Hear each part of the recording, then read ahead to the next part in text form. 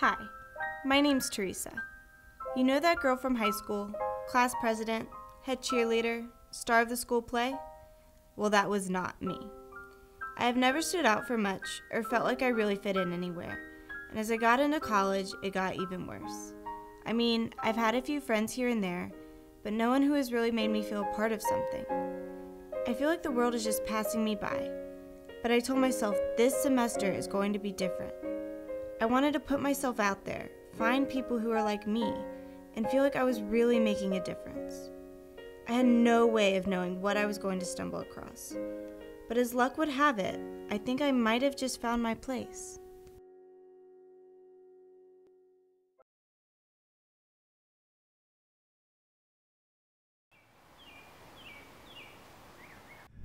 Well, hello everyone. Welcome to our first meeting. My name is Mr. Hoffman, but you can call me Rick. That's when you guys say, "Hi, Rick." Hi, Rick. Hi, Rick. Hi, Rick. It's better. It's gonna get better. Well, I know kids nowadays are becoming better friends with Little Miss Molly. Maybe, yeah. And I know kids nowadays are popping their LSDs and their PCPs. But I'm here to tell you that the only thing you need to get high on is GOD. No. Okay, well, regardless, I'm sure some of you have been in the slums before. You've had your ups and your downs. And I just wanted to let you guys know that I'm here and we're all here to help you with whatever your problem might be. We're going to facilitate it properly. 3-letter words and being down in the dumps is really great and all, but we should talk about really important stuff. Important stuff like what? Like iOS 7. Oh my gosh, it's the greatest thing that has ever happened in my life. Okay, well before we get into that, I think it'd be really good if you introduced yourself to everyone. I'm Jillian. Hi, Jillian. Anyway, so my biggest problem was getting iOS 7 to download. It took me literally 22 hours, but like a good little girl, I waited patiently. It's so fluffy.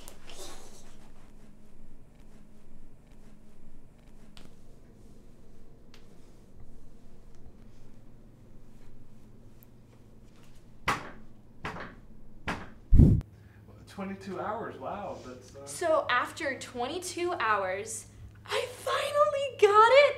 And I was so excited that, look, I painted my nails, see, you wanna see? Oh. And I got myself a Steve Jobs sweater. Wow, okay, so what do you think gave you such an obsessive personality like this? I have an obsessive personality. Yeah, just a bit. Oh, well, I guess you can say it started about 8 years ago. My first obsession, as you put it, was reading. Yeah, that's what it was. I read for like 3 months straight without stopping. I just couldn't put the books down. They were so good. And then I moved on to rock climbing and then horseback riding. And then I baked a lot of really great cakes for about a week. Oh, they were so good. And I liked One Direction. That was pretty recent. Okay, yeah, wow, that's quite a list there.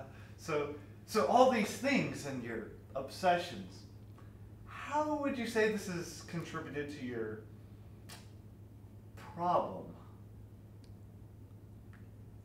I don't understand what you're talking about. But anyway, I was also obsessed with You know, rule number 38 says that the desires of the heart plant seeds of destruction. Yeah, okay. Wow, rule 38. The seeds of destruction, okay. Mm-hmm. Do you care to elaborate on that anymore? I mean, it kind of speaks for itself. You know, it's different for every person, but I consider myself to be a, how do you say, philosophical man? Yeah. Uh-huh. Okay, well, before you go any further, I think it would be good if you introduced yourself. Okay. My name's Logan. Logan? Hi, Logan. Hi, Logan. Hi. it gets better as we go along. Yeah. Well, it all started when I was a young boy growing up in the backwoods of a small town called Jackson, Tennessee. It was really far away from everything. We didn't really have neighbors, no kids to play with, and my mom, she was always working. My dad, he just never really was around. I had 2 older brothers. They were always into sports and hanging out with girls and stuff, just stuff I wasn't really into. I just spent a lot of time by myself, and so, one day I stumbled into a library and I found this book, and my life was, from then on, it was forever changed. And as soon as I opened my mind to the words of this book... So basically, you're a backwood hick trying to make something better out of himself. Oh, what? Jillian, let's try not to use derogatory terms like backwood hick. Let's just try and have positive energy here, and I think you need to apologize to Logan for that. I'm sorry. I don't have any filter. It's been like that since I was a little girl. My dad used to tell me that I need to, think about what I say. But, I'm just saying what I think is true. Okay, all right. Hogarthian rule number 7 says, why should we let voice rule our life? We're nothing but flesh and bone that withers away. Right? Anyways, as I was saying, I found the book and I found a calling in my life. And as she so bluntly put it, I made something of myself. I became an educated man. Okay, so you became an educated man. Yeah. And how has this helped you with your addiction? Addiction? What addiction? Would you say that your unloving relationship with your family has caused you to drown your sorrows? Actually kind of the opposite, like the pressure. It pushed me to rise above the surface and shine bright, like a diamond. In the sky. In the sky. And I just tried harder and harder. And eventually, I got the good news to people.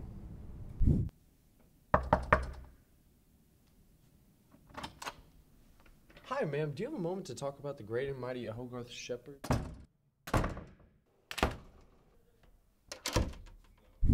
Wow, so you've dealt with all this rejection throughout your life, and you have the courage to share it to everyone here. I have to say, I find this to be very brave of you to do. Okay. So, speaking of rejection, I'm sure your fancy book there might have a rule about rejection, right? Well, Rule 72. You were Rule serious? 72. Oh, Yeah. okay. It says, a persevering man will prevail when all the stupid people of the world reject sins. Yeah. So, dealing with rejection, right, follow along with me here, has led you to drown your sorrows. Drown. Well, actually on the contrary, like with your water metaphor, like the pressure of the water, it just kind of pushed me to the surface. And I just tried harder and harder. Oh, like a root beer float. Yeah, kind of like a root beer float. Wow, so that book you have there has so many different rules and different ways of thinking. It's actually really confusing. Who wrote that book? It was written by the great and mighty Hogarth Shepherd. Hogarth Shepherd? It sounds like someone trying to vomit. Whoa! He is one of the greatest men to ever write books. Like, what does the fox say? Bow, bow, bow, bow. Bow. The fox? Let me tell you what the fox says. One day, I went on a camping trip. I just finished setting up my tent. I had the fire going. Everything was perfect. And so I'm going along, and a little fox appears. And I go, "Hi there, little fox." And the fox looks back up at me like, I'm like, "Oh my God!" yeah. Yeah. Well, anyways, is there something that you'd like to say? Maybe introduce yourself, talk about your problem. Hi, I'm Terry. Well, nice to meet you, Terry. Is Terry short for something? Yeah. Terrence. Okay. Hi, Hi, Hi, Terrence. It's Terry. I like Terrence. Yeah. Whatever. I guess my problem is that I prefer tweeting to talking. So you would rather hang out with a piece of machinery than with friends. Says Mrs. Steve Jobs. Okay, so what led you up to preferring texting and machinery to human interaction? Well, I guess I was tired of listening to people, because in the real world you can't block them, but on this thing you can. The problem is I tend to bump into things, a lot of things.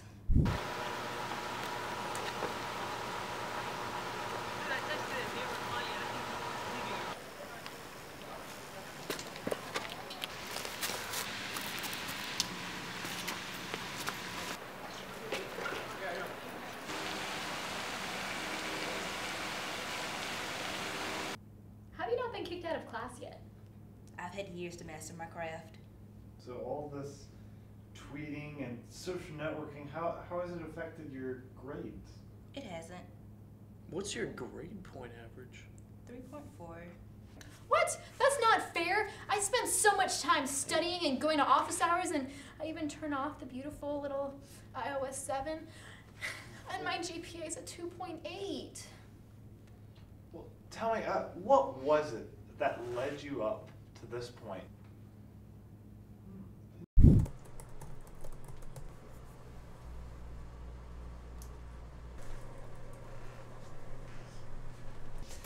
Get out, get a life, so I can have a sex life. You should try it. Hashtag love it. Wow, and I thought I was a little bit weird. You are weird. Whoa, not as weird as her. Says the person who has his entire life run by a book. Okay, at least I'm not obsessive and can't pick over something for what, like 2-3 days? For your information, it's actually more like a week. Oh, a week. 7 days, so that makes it better? Yeah. Yeah, you know what I see? What? I see someone, that struggles with individuality. You are no individual. Your whole life is run by Mr. Hogarth's book. Okay, yeah, at least it's singular, not multiple. Please, I'm not one to usually condone arguing, but, well, I think what we're doing is kind of good. You see, we're starting to notice differences in our personalities, and it's letting us dive even deeper into ourselves. And I think in that, we're able to better solve our problems. So, in a way, this fighting, this bickering, it's good. Oh yeah, it's real good. So how about while we're solving our problems, we get to know you a little better. What's your problem? Yeah, we don't even know you. My problem? Yeah, your problem. Oh, my problem.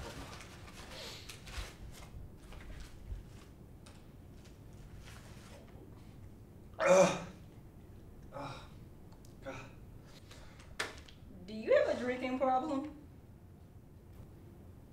Do I have a drinking problem? That's what I asked. Yeah.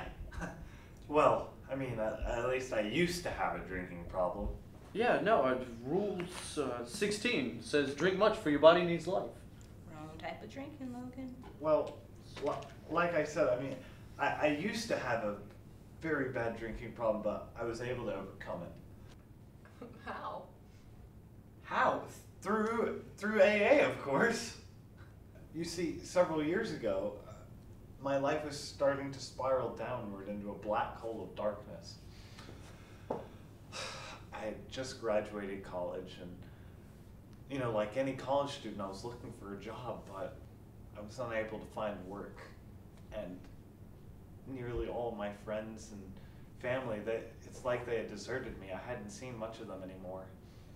And with the small amount of savings that I had gained over my college years, well, I began to spend that on alcohol.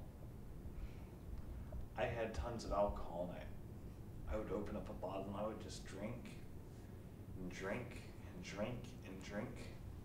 Did you ever, stop drinking? Stop? Well, not really, no. So what happened?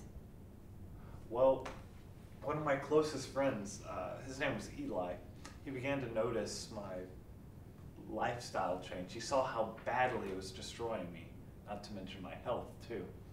And so he took me to our first club meeting. Up on the building, I remember seeing it in huge letters. AA. And it was from then on that I saw a new change in my life. And so, here we are today, several years later, and I feel like a changed man. Wait, so you had an alcohol problem? What's in that bag? Yeah, what's in there? Something to help me overcome it. You gave up alcohol for chocolate milk? Yeah. I like to take a sip or two, and in a way, I just pretend like it'll give me the same kind of buzz. Wait, so is that why you kept asking us about our problems? You think we have a drinking problem? Think. I know, that's why you guys are here. Wait, so what is this group called? AA. Apple Anonymous. No, Alcoholics Anonymous. Wait, so this is a meeting for alcoholics? Yeah. So that's what Amanda Bass was tweeting about. Wait, you guys came to this meeting not knowing that it was an Alcoholics Anonymous meeting? I came for a quiet place to tweet. I saw a flyer on campus. It had the 2 A's. I didn't know what it meant, though. I thought it was an Apple support group. Seriously, Julian, no. Why would you think there's a group for Apple addicts? I think you're thinking of tech support. Says the person who just randomly shows up to some random group and wants to share his good news to no one who wants to hear it. Okay, I have this book. This is something I live by, and it has these rules that I like to follow, and you need to respect that. I'm not going to respect them. They're ridiculous. No one wants to hear them. Yeah, okay. Guys, please stop arguing! Another thing, what is up with your ridiculous shirt? I've seen you on campus and you wear it every single day. It just drives me nuts. Okay, this is just my outfit. You're wearing a turtleneck. You're wearing a black shirt, too. This is a black Shut shirt. up, bootleg baby Jesus. And back to you, bootleg Steve Jobs. I don't even know why you've been on your iPhone anyway. Team Droid. Team Droid? What are you talking about? iPhone is obviously better. You can't even block people. Now you can. It's a new feature. Rule number 37.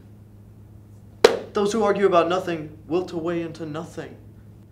You are nothing. Guys, please be quiet. We have a... Now, are we really going to have an Apple versus Android debate? Because obviously Apple is way better. Obviously you're deluded. Does it even matter? Yeah, it matters. Apple is the best thing in the world. Have you seen the iOS 7 update? No. Rocking a flip phone. A flip phone? Yeah. Wow. That's so, 5 years ago. It calls people. Bath salts. Oh my. I can't even. I charged my phone 3 years ago, still running strong. Have you used it since then? I called somebody. Once. Your mom? I bet it was his mom. I bet she didn't answer. You should just I go left back a to your place where you voicemail. belong. Guys, please, calm yourself down. I think we have someone new here today. Hi, my name's Teresa. Hi, Teresa.